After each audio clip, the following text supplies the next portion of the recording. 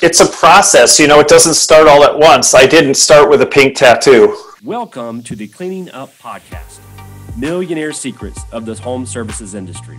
Brought to you by me, Ron Holt, CEO and founder of Two Maids and a Mop, America's fastest growing cleaning company. I get a chance to sit down with home service industry pros and other entrepreneurial leaders so they can share their stories, their insight, their experiences. It's so much fun. You're going to learn so much. And you're going to be inspired to take your small business into a national brand just like I did. Let's jump right into the interview. Today we have David Rendall. David is the author of a couple books that I'm pretty excited about. One's called The Freak Factor, which quite frankly I have not yet to totally indulge in, but I've heard lots of great things about it. We'll talk a little bit about it today with David. But there's another book called The Pink Goldfish, which he co-authored with Stan Phelps. And he and Stan wrote this book, and it has a very business sort of perspective behind it. And it is the perfect book for a Two Maids and a Mop franchisee, in my opinion, because it totally embraces the idea of the color pink. And David is sort of the patriarch behind that principle, because David himself has also embraced the color pink in literally everything he does. And so David is not only author, he speaks literally all over the world, at least pre-COVID. And his sort of claim to fame is how to make weird not so weird, and how to make your weaknesses your strengths. And so I want to talk to David about how we can use that as leaders, as businesses today, and just totally go all out on pink as much as we can today as well. So David, welcome to the Two Maids and a Mop podcast. I'm excited to be here. Okay, so tell us what freak factor means, and how does someone embrace this idea of being a freak? Yeah, so the freak factor started because I used to paint houses inside and out when I was in college to help pay the bills. And when I would show up, especially for an interior job, people would say, oh, it must be nice to have him because you don't need ladders, because I'm 6'6".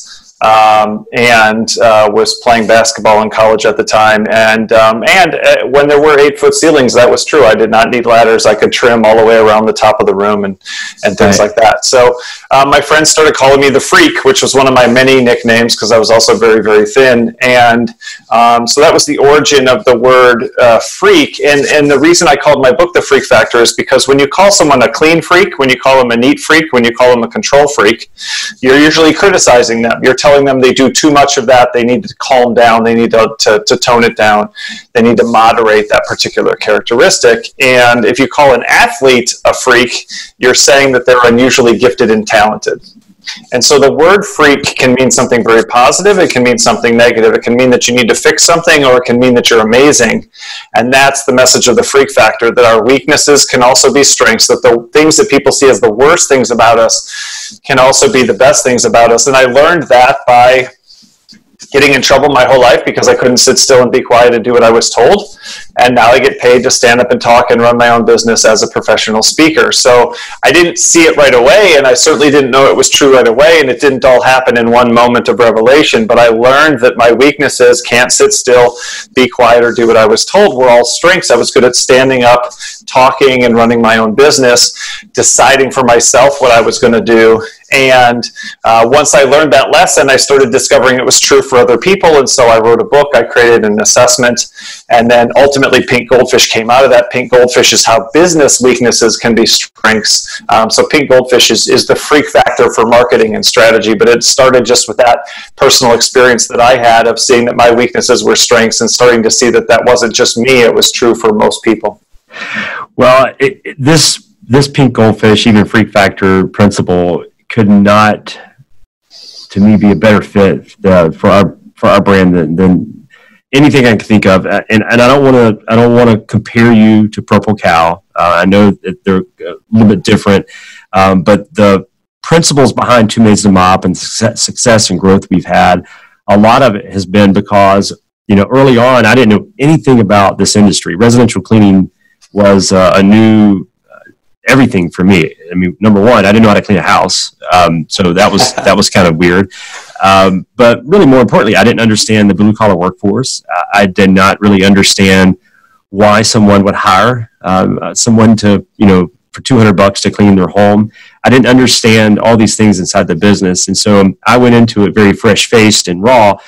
But that was actually a sort of a blessing in disguise, because I didn't have all this industry knowledge that was going to sort of tell me what was right and wrong before I, encountered it. And so every time I saw a weakness early on in this business, I looked at it as an opportunity to create a strength out of it. And sometimes that meant we actually had to improve the weakness. In other cases, we just embraced it, So I huge fan of the book and a huge fan of the thinking way of life. And what I'd love for this interview to really do for someone listening is to sort of find that pink goldfish, find that freak factor inside of them, and then use that to their advantage. So if you don't mind, just kind of tell us what that discovery process looks like, because it's hard. It's hard, I think, for someone to not just do something about it, but to even identify a trait as a weakness. So how do you find that weakness, and then what do you do to embrace it and use it to your advantage?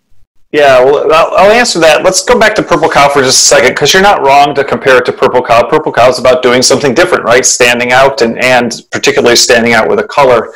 The way Pink Goldfish, and so Pink Goldfish definitely has those same goals. The point of Pink Goldfish is that the reason most people don't end up becoming a purple cow is because cows aren't supposed to be purple. They're supposed to be black and white or light brown.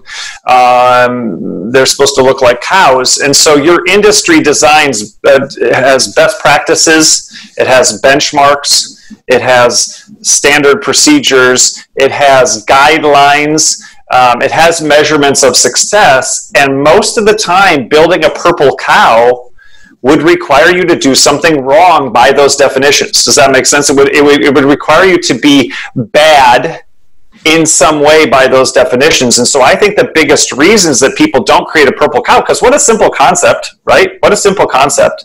Right. The reason most people don't create a purple cow is because different looks wrong. Different looks bad. Different looks incorrect. Different looks like failure or like a mistake. And so Pink Goldfish is just trying to build on that concept, just like Freak Factor builds on StrengthsFinder. I think the reason that people don't build on their strengths more is because no one's talking about what do you do about your weaknesses, and they're not bringing that connection together. And so people are like, yeah, I got to build on my strengths, but I have to do something about those weaknesses, and I try to show them that they're connected. And so I think the Purple Cow, I think one of the barriers to Purple Cow is that most of the opportunities to separate yourself from the competition and be different look like the wrong thing to do. Look incorrect, will cause other people in the industry to make fun of you, will cause some of the measurements of what you're doing to look like you're failing, to look like you're struggling, to look like you're doing something wrong or doing something incorrectly.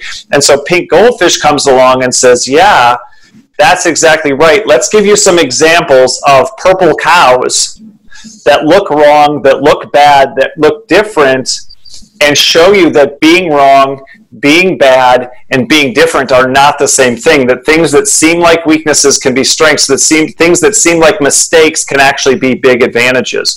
So I think you're right on there. We're just trying to build a layer on there and help people see that the reason that most purple cow ideas get shot down in a boardroom or get shot down in a meeting is because somebody goes, well, how's that going to help us increase our cost per square foot? How's that going to help us increase our dollars per customer? How's that going to help us increase our efficiency? They already have these predetermined ideas in their head about what success looks like, and this is going to upend those kinds of things. I mean, when the Airbnb guys took their ideas to traditional investors and were looking for investment, people were like, why would you stay at someone else's house? Why wouldn't you just stay at the Hilton? Why wouldn't you just stay at the... Who wants to go and sleep in someone's guest bedroom while the other person's there? Are you kidding me? That sounds ridiculous, right? So a lot of the measures of, what is your cost of capital going to be? We don't even have capital. We're not even buying anything. It looked wrong. It felt wrong. It just... it didn't match any of the mindsets that people had because it was so far out of the realm of people's normal mindset. So That's what we're trying to do with Pink Goldfish.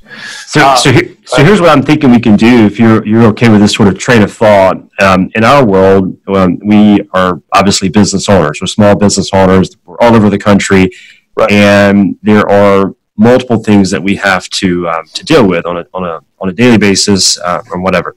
So what I'd like to do is to think of Pink Goldfish in terms of business leadership, management style, in other words, and also business opportunity. And so I think the leadership part is where we'll kind of start, because it's probably more relatable to what you went through as a professional.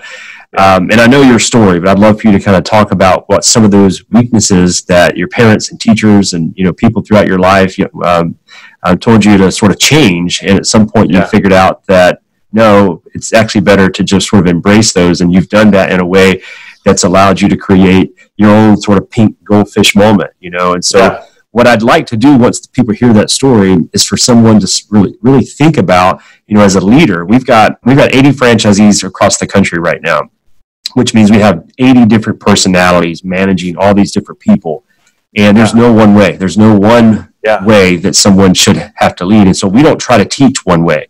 But that also means someone's got to find their way. And so tell everybody what you went through as a child and what you've done with that experience to make it a strength for you. And maybe someone can learn from that and help themselves as a leader. Yeah, and I think this kind of answers your last question too, about how do you find those weaknesses? How do you know what you're supposed to be, turning up the volume on? And the answer is people will tell you. People will tell you in business, and people will tell you personally, and people will tell you in leadership. Your employees will tell you if they think something's wrong with you. Your peers will tell you if they think something's wrong with you. Your spouse will tell you if they think something's wrong with you. Your kids will definitely tell you if they think something's wrong with you. So really the initial part, your parents probably told you what they thought was wrong with you. Depending on your parents, they might still be telling you what's wrong with you, right? Your aunt might be telling you what's wrong with you. While you're driving, people will tell you what's wrong with you. So there really is no shortage of negative feedback.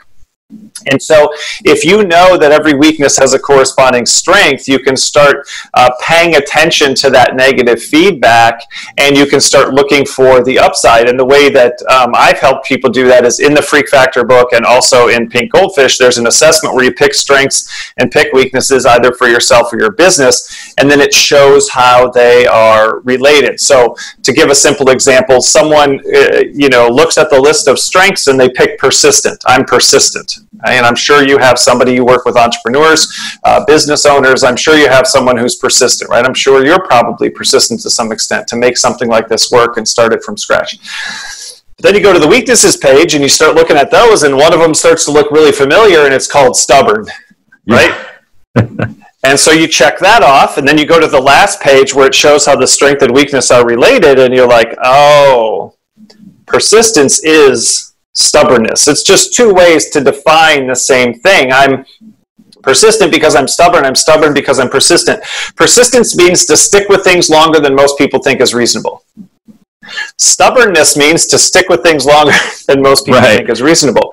So why is one a strength and one a weakness? It's just the way we decide to look at it. And so once I know that, to your point, as a leader, my persistence is a strength, and my goal in 2021 is not to become less stubborn, to fix the weakness. It's to become more persistent, knowing that the people around me are probably going to see that as more stubborn, right? And that I'm going to get some feedback about, but I know that I've won in my life and in my work because I stick with things longer than most people think is reasonable. And so I know that's my biggest strength, and I'm going to double down on that to try to maximize that strength and to make myself more effective. One of the things a lot of people don't know about Thomas Edison, people admire him because and they even have that billboard, that says persistence, from the what's it called, the Foundation for a Better Life. They have those billboards, and it's like persistence. After 10,000 tries, then there was light. And so we give him all this credit for 10,000 tries, but we forget how he stuck with direct current and fought Tesla on direct current for years when he was wrong and alternating current was the way to go. And it's ultimately most of what we use in 21st century society. He stubbornly stuck with that, even though he was wrong, because his biggest strength was sticking with things longer than most people thought was reasonable. He had the idea that you could build concrete houses all in one big form and all in one big pour, even including some of the fixtures and things like tables and sinks and stuff like that. And he spent millions of dollars and basically bankrupted himself in an effort to make that happen because he was persistent and he was stubborn. He persistently stuck with some of the right things until he succeeded, but he stubbornly stuck with some of the wrong things until he failed, because that's who he was. And we admire him. We admire him so much for all his successes, and we've forgotten about all his failures. Most people don't know those two stories that I just told because they don't matter to us anymore, because his success was so big, and because the one thing that he won with was so important that the rest of the stuff doesn't matter. And so that's what we're trying to do, is identify the strength and weakness, and then build on that strength, amplify that strength, increase that strength, knowing that that's going to cause people to see the weakness as even bigger and worse than it was before. But our goal isn't to fix weaknesses, it's to build on that corresponding strength. And ultimately, what I love about what you said is, one, I don't want to compare myself to Thomas Edison, but I sort of can relate to that, because the minute I can still remember that moment when I told my mother and father. I was 25 years old when I started the business, or 26 years old. And I can remember when at dinner, I told my family what I was going to do. They were still paying for my college education, and I left this great job to start a cleaning business. And they thought I was nuts. And so there was a lot of rejection there, just a lot of fear from them. And then as the business started to sort of grow, when it started to not grow early on, there was even more, fear and people saying, what do you think? And I can still remember this. It just hit my memory bank, and I haven't thought about this in more than a decade. But there was a carpet cleaning professional that I had sort of attached myself to as I was growing the cleaning business in Pensacola, Florida. And this particular carpet cleaning company was the strongest brand there. Like he was it, when it came to home service, he was sort of the guy. And we had lunch one day, and my phone was ringing off the hook. I couldn't even have real lunch with the guy because there was so much chaos, and I'm sure I looked sort of bugged out. And so he actually said, let's have lunch again next week. And that second lunch, he said, you need to stop. You need to quit. This is not working for you. But what people didn't see is that I was happier doing those things than all the things I was doing in corporate America. Corporate America paid me more money in the early days. It allowed me to travel the world. It allowed me to manage people, and it had a big career path in front of it. It should have made me happy, but it did not. And so I didn't really think of it in the way you've sort of articulated it, but it certainly worked out in my favor. And so, I also think about, every single entrepreneur out there, for the most part, starts a business for two reasons. One, they want to make some money, but probably more importantly, they're chasing something, or they're running away from something. In my case, I was sort of running away from corporate America and chasing some type of legacy building enterprise. And so it's so many people, that's not what they want, and so the vast majority of people don't start businesses. They work for people, and that's okay. And so you've got all these people who are really consumed by employment, and it makes them feel happy, and it's just sort of weird when somebody says, that doesn't make me happy. I want to start a business. I want all that risk. I want sleepless nights. I want stress. I want chaos. Those things are actually, they don't drain me. They actually energize me. So how do we get past that? How did you get past that hill? How do you get over the mountain when you just reject what public opinion says and you go all in? It's a process. It doesn't start all at once. I didn't start with a pink tattoo. I didn't start with a pink wedding ring. I didn't start with pink glasses. I didn't start with a pink t-shirt. When I started speaking, I When I started speaking before that, I started when I was a college professor, and I was so young, I was just trying to look like an adult, right? I wore the button-down shirt and the nice tie from JCPenney and the slacks and a belt that matched my dress shoes because I wanted people to see this 29-year-old guy as an adult, right? Sometimes I was teaching people who were my parents' age. So I looked at what good and professional and successful looks like, and I tried to mirror that. And so I think the answer to how do you get that kind of courage and confidence to reject what other people are saying is you have to try it out in small ways and see if it works for you to the point that you want to try it in a bigger way and see if that works for you and then see if you want to try it in a bigger way. So with the pink, for example, I started by unbuttoning or untucking my shirt and wearing some jeans but still a jacket. And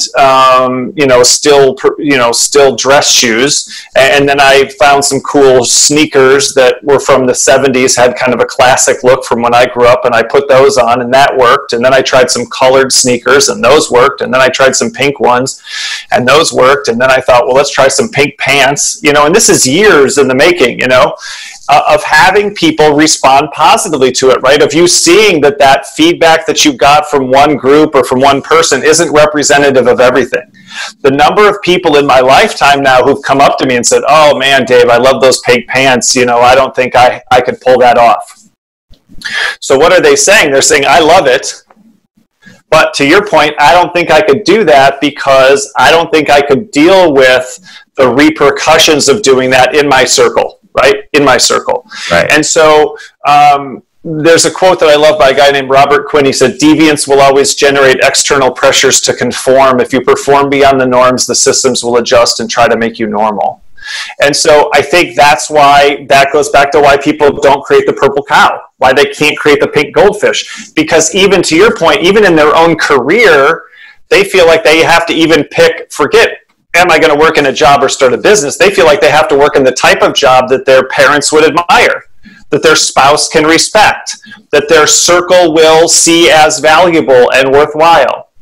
And so if you're just trying to get into the right school and get the right kind of job, you're certainly not trying to create a purple cow, right? And then if you're trying to make your business successful to prove to those other people that they were wrong, and again, use their measures of success to prove that they're wrong, growth, size, profit, whatever it happens to be, instead of happiness, fulfillment, enjoyment, connection, alignment, all sorts of things that you could be doing, then you're definitely not going to do that. So I think it's a process, and part of it for me was just seeing how many times people were wrong.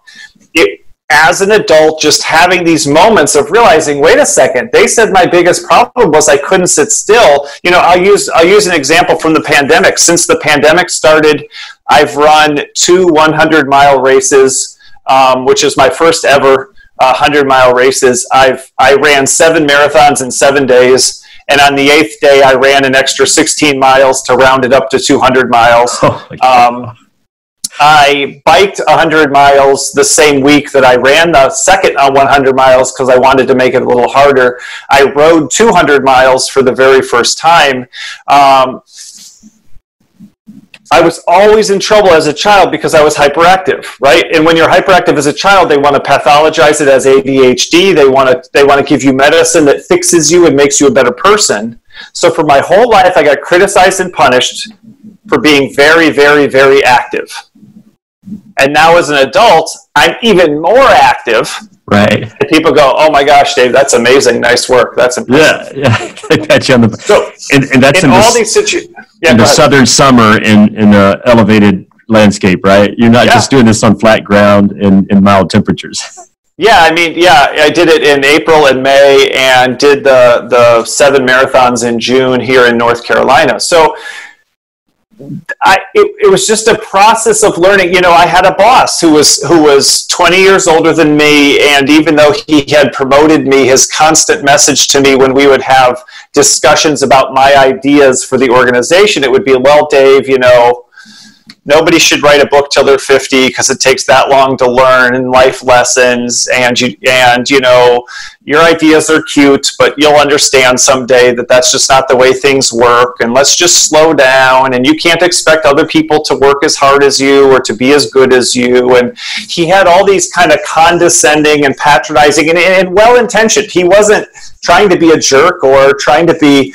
limiting, but he just had a view of the world, and in his mind, his way was better, my way was worse. He was older, I was younger. And so leaving there, becoming a college professor and starting my own business, as that business started working, my confidence started growing kind of with the revenues, with the profits. Wait a second. I always had to fight to get other people to adopt my ideas.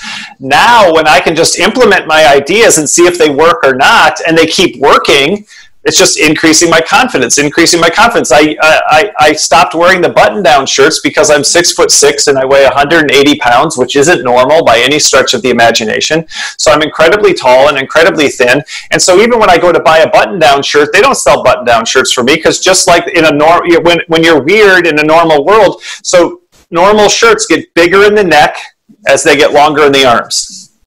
And so I had to buy my shirts from Land's End up in Wisconsin and pay a premium just to get a normal button-down shirt because I have a skinny neck and long arms, and they were one of the few places to sell them that way.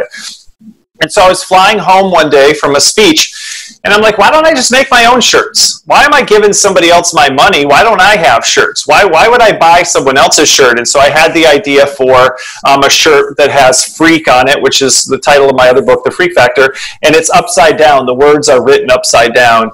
And I just got that shirt printed. It says Freak upside down in a 70s kind of font.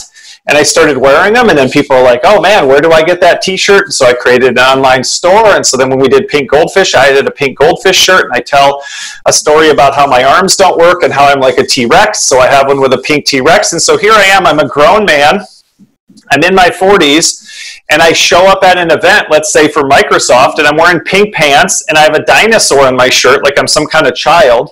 And one time, even the person who hired me said, oh, I saw you from across the room, and was like, this is not going to work at all. This was a mistake.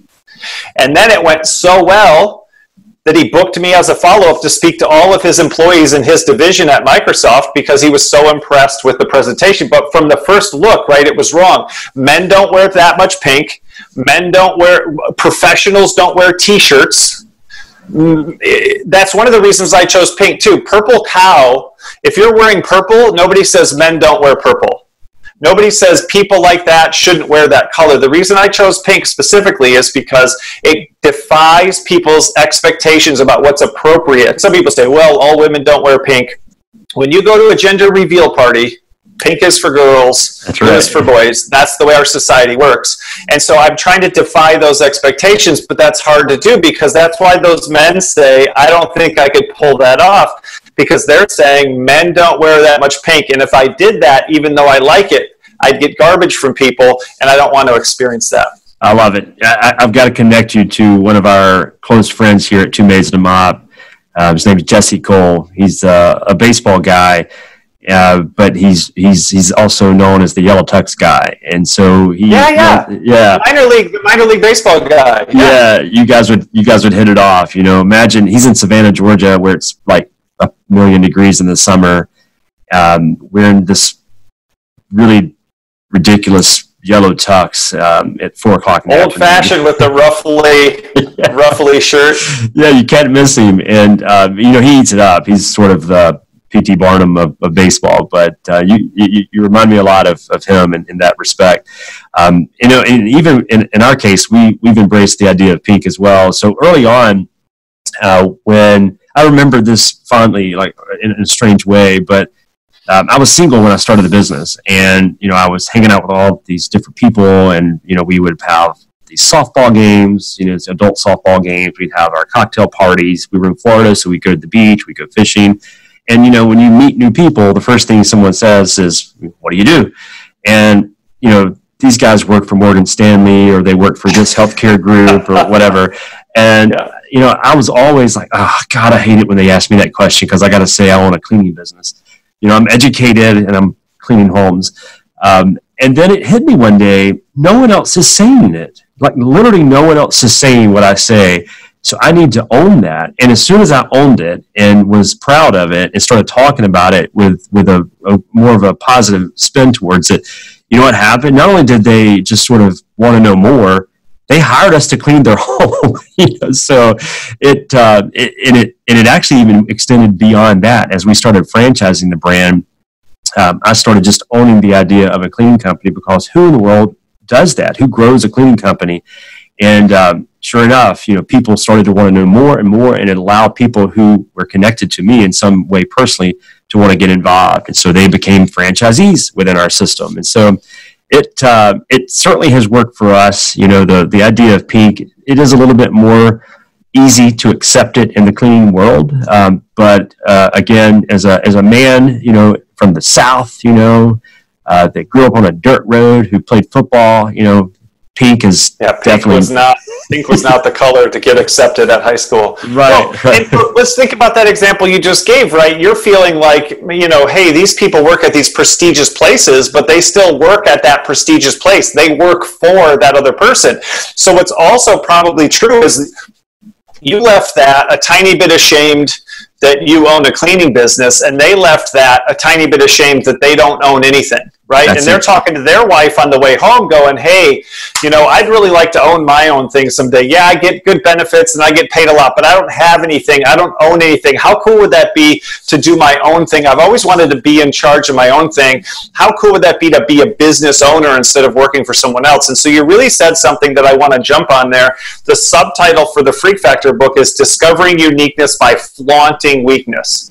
And flaunt means to parade without shame. It means to be unapologetic about who you are. So think about that. If I'm wearing those pink pants and somebody walks up to me and they say, hey, man, I love those pink pants. And I go, oh, yeah, laundry day. I just didn't have anything else.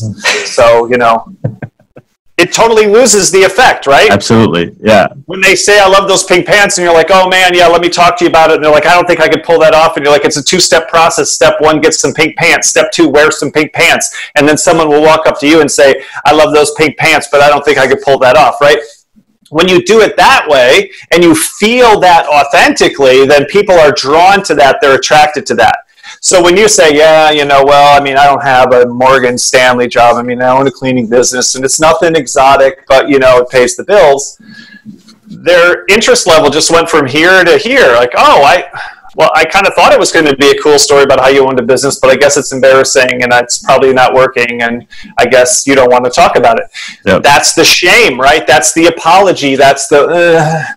And so if you just say, yeah, man, I own this cleaning business. I've got these big goals. I love working for myself. And there's something energizing about doing my own thing. And I always wanted to leave a legacy and not have to do what other people wanted me to do, regardless of how well I was compensated. I just love the adventure. I love the adrenaline, whatever it happens to be.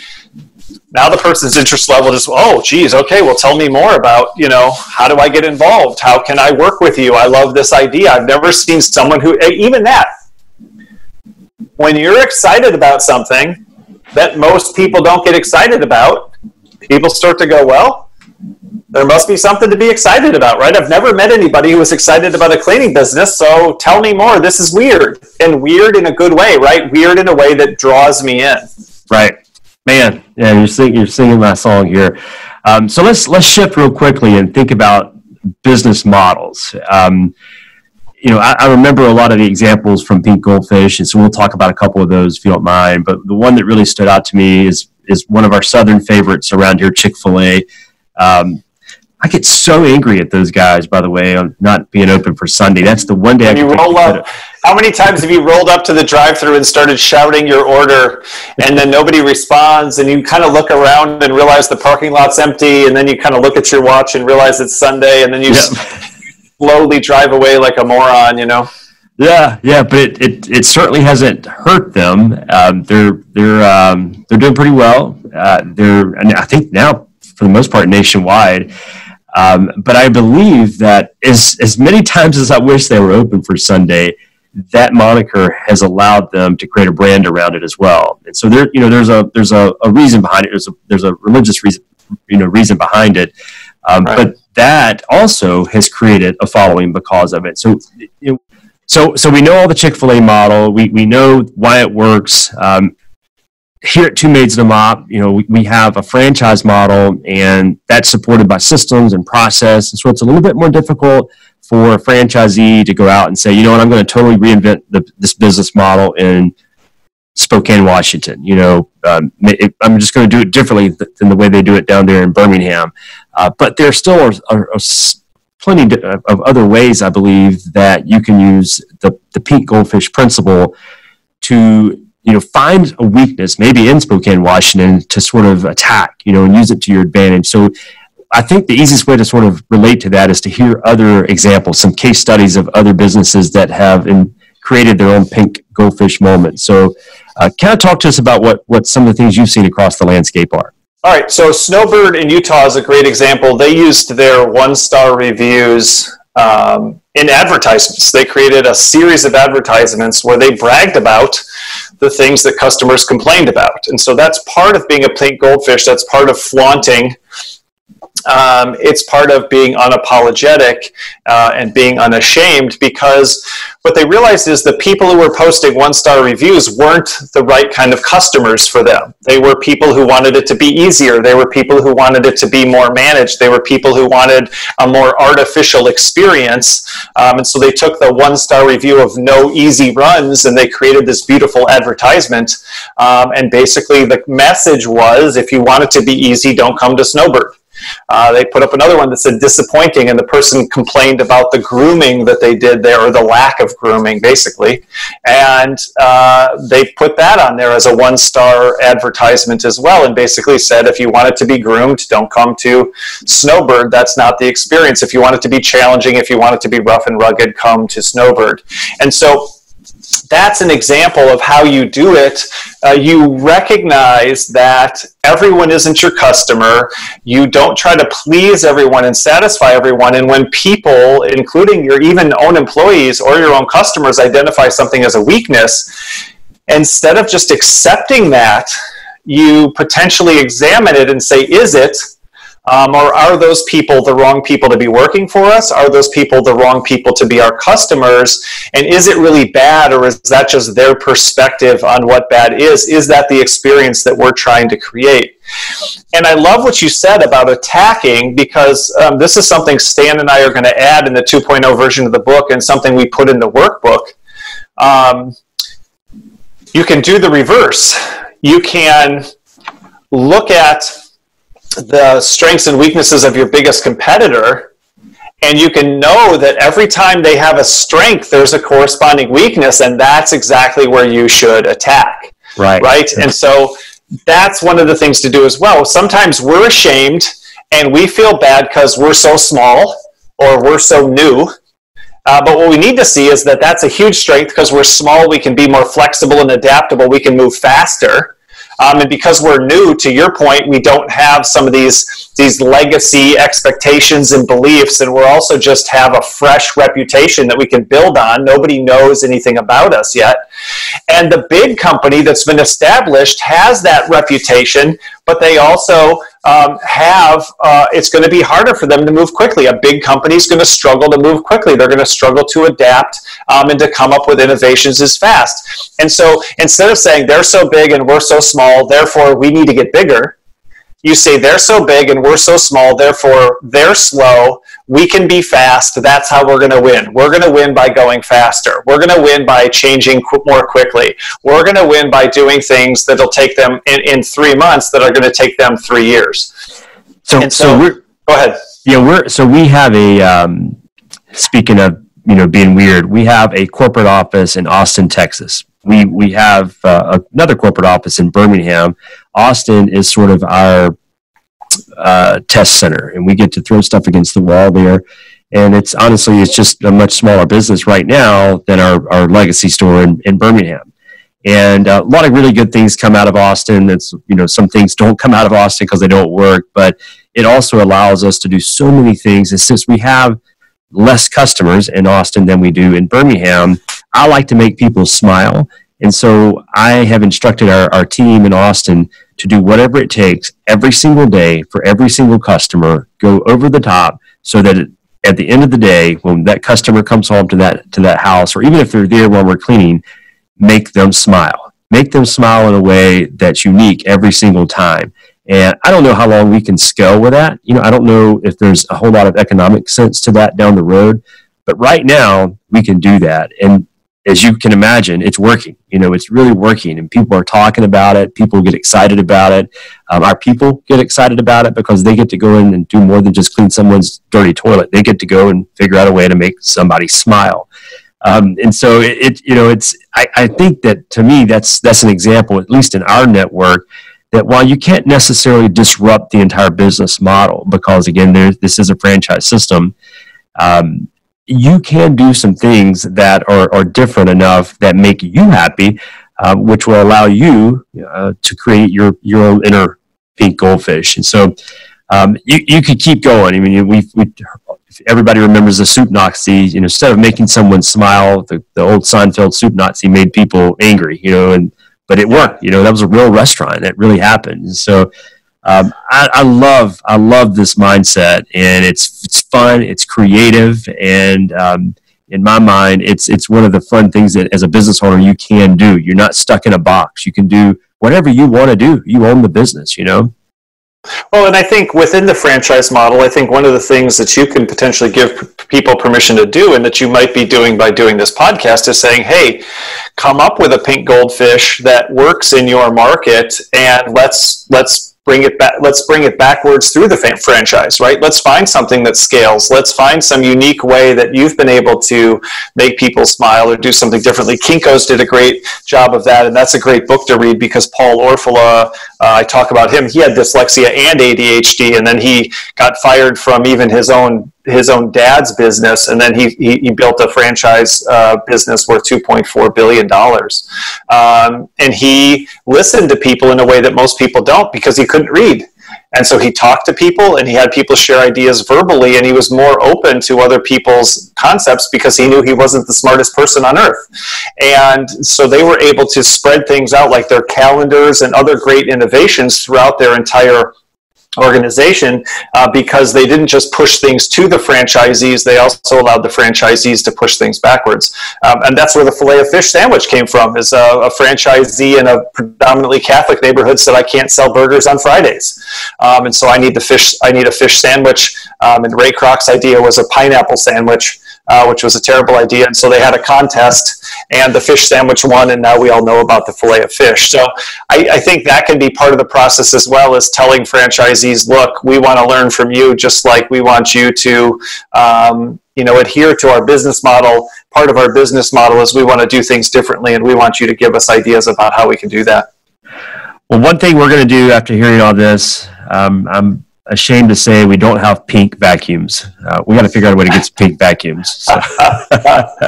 Well, pink vehicles. Do you have pink vehicles? We actually don't have company cars, and that's a whole nother podcast. Okay. But everything else is pink. Of course, our uniforms are. All of our supplies are. From a branding perspective, everything is pink. And I am like you when I travel and I visit our franchisees, or when I am at an industry conference, or if I'm speaking somewhere, I also wear a pink blazer. In fact, our top performing franchisees in our system all are inducted into what we call the Pink Blazer Club. And so they I love pink it. blazer. And what do we do with the pink blazer? We go down to Key West, which totally embraces pink as well. Yeah. And we wear the pink blazer all over Key West and have a lot of fun. So it's I love it. But the one thing I'm going to remember from this is we got to figure out a way to get some pink vacuums. So that's the one missing spot in our pink arsenal. Well, David, you're a cool man. I know that you call yourself a freak, but you're a cool dude, and I'm glad to know you. And I in the old days these folks were called contrarians, but this is a lot cooler way to sort of describe this way of thinking, and I'm all on board, and I hope our franchisees are as well. And I'd love for them to have a chance to interact with you and connect with you. So, what can people do to interact with you? What are some ways they can purchase the book and learn more about you as well? Yeah, so it's drendall.com, so D as in David, and then Rendall, drendall.com. If you just Google David Rendall or Google the Freak Factor, it's the first thing that'll come up on the Google search results. My website has links to all the books on Amazon, on Audible, on Kindle. It's got video clips from my presentations where you can see a little bit of the concept explained in presentation form. There's the assessments for your own strengths and weaknesses. There's even, I wrote a kid's book for Freak Factor for Kids, so there's an assessment you can use with your children to see their strengths and weaknesses and how they're related. There's an assessment for your business, just like we talked about, big and small and fast and slow and those kinds of things, where you can see how the strength of your competitor might be a weakness and how the weakness of your business might be a strength.